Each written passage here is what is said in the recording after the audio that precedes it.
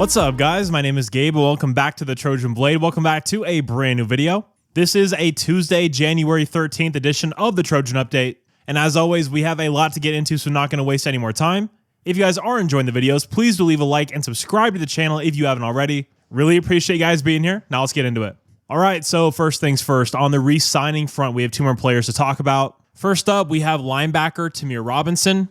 It was a pretty rough season overall for Tamir. Whenever he was on the field, it just seemed like he was a step slow. So hopefully we can just chop that up to, not very good coaching with the linebacker room because everybody was pretty poor overall. So I'm not going to judge him entirely based on that one season. Let's see what he can do this year. Really hope we can bring in a different linebacker coach. That still has not been resolved, so we'll wait and see on that. Another re-signing, and this one was very surprising in a good way. It's Alani Noah. So there's a lot of stuff going on with Alani Noah. He's had a very rough go of it in his personal life since he's been at USC. The kid's been through a ton, more than someone his age should have to deal with. And from the outside looking in, he most certainly had his ups and downs this season. A few incidents off the field, being away from the team. And Alani Noah is a nice player. He's not going to be an All-American or an All-Conference kind of guy. I think we know that by now. But just from the human side of this, I'm really glad he's back. This is a guy that I think needs to be around his brothers, around his coaches, around the program that he's been with since 2023. So I'm very happy about this one. On the football side, yes, USC is now returning all 5 starters on the offensive line. Very big deal. But I'm even more happy about it from the human side of things. Hope he's doing well. And obviously wishing him nothing but the best as we go forward into 2026. Next up, talking about the defensive coordinator hire. We got an update from Connor Morissette from USCFootball.com. Confirming that former TCU head coach Gary Patterson was on campus last week. He did interview for the DC job, and he is very interested in it. So, before I go any further, I'm going to say hiring Gary Patterson could work. 100% it could. But this is not a hire I'm in favor of at all. I'm just not. Doesn't excite me. It's not a very inspired hire. It seems very lazy. Circling back another retread. I don't like this. So, Gary Patterson was obviously a very successful head coach at TCU for a long time. He became the head coach in 2001 when I was 3 years old.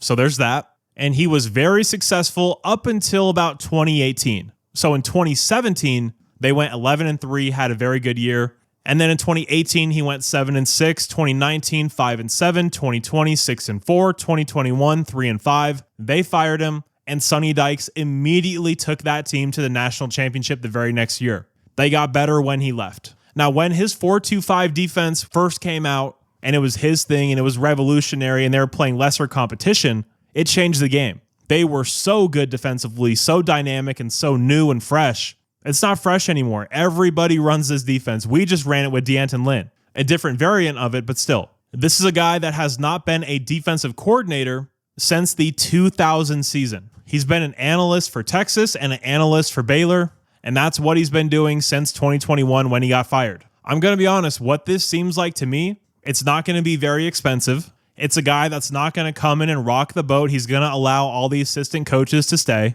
and it just is really lacking imagination, lacking creativity, lacking ambition, and lacking bravery with this hire.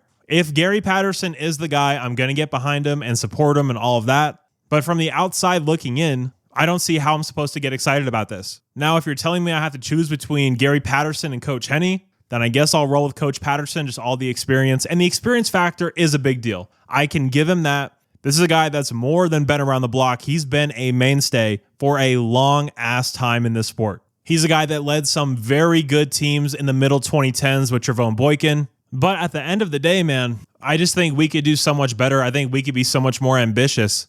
Shoot for the stars a little bit. I get that it is a weird situation where you have to retain some of the assistant coaches or they're going to leave and players are going to leave because they're loyal to those coaches, not to the school anymore. I get that. As much as I want to believe all these guys are here because they're Trojans and they love it, it's not true. Not the world we live in anymore. I get it. And this could be a stabilizing hire. Maybe you give Coach Henne a little more responsibility, sort of groom him to be that next guy in that spot at the DC. I don't know. And even if you are happy about that hire, make sure to let me know down below in the comments. Does this excite you? Like when we went and grabbed D'Anton Lynn, it was a big risk. It was a guy with 1 year being a DC at college, and he did a good job at UCLA, but it was very ambitious. It was very brave. It was a very ballsy choice by Lincoln Riley at that time. This one does not feel like that. There are pros to it. There's a lot of cons to it as well, but we'll just have to wait and see what happens. At this point, it's pretty clear what's going on. We're waiting to actually hire the DC until the portal's closed. That way our players can't leave. Some of you might think that's a little shady. With some of the shit that these players pull, I don't care how shady our program is in terms of retaining players. There has to be some balance. The players have way too much freedom, way too much power. It's out of control and frankly ridiculous. So if that is what they're doing, I'm 100% behind it. And lastly, to close out the video, I got to shout out my guy Fight on Rusty, aka Arrogant Nation, the best follow on USC Twitter. People are always getting on him about his sources, but he's right and right again. He just is. Whatever you want to say about him, the guy's plugged in, man. And he gave us a tip a few days ago to watch out for USC and current Nebraska special teams coordinator Mike Eckler. Now, Mike was a linebacker coach at USC at a point in time. He's been a DC himself. And yeah, this has been confirmed. There's a chance that he could be the linebacker coach in junction with being the special teams coordinator, which I guess is fine. Replacing Rob Ryan is a major win in itself. Nebraska special teams has improved a ton under Eckler's leadership. They were a dumpster fire the year prior. This just feels like a Chad Bowden influenced move, especially if he comes in with the title of special teams coordinator. There's no way in hell I'm going to believe that Lincoln Riley finally came to his senses, one of the most hard-headed coaches we've ever had at USC, and now he thinks it's a time to actually prioritize special teams.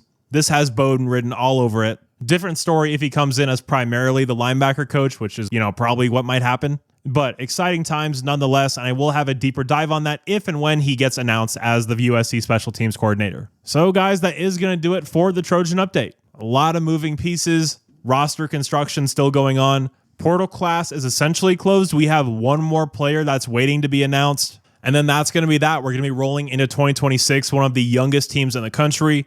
Ton of reliance on freshmen. Going to have a video out about that probably tomorrow, which will be very fun. But guys, if you did happen to enjoy the update, please do leave a like and subscribe to the channel if you haven't already. Really appreciate you guys being here. You're all awesome. And as always, take care and fight on.